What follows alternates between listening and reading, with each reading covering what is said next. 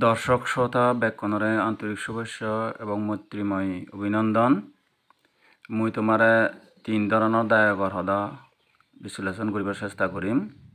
3 ধরনের দায়ক হলদে দানদাস, দানর সহায়, দানপতি।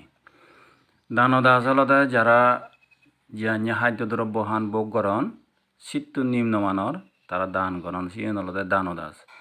দানর সহায় হলদে যারা যে ধরনের খাদ্য হান তারপরে ব্যবহার করেন ভোগ করেন সে ধরনের খাদ্যদ্রব্য এবং পানীয় তারা দান করেন, সেগুলো দানর সহায়।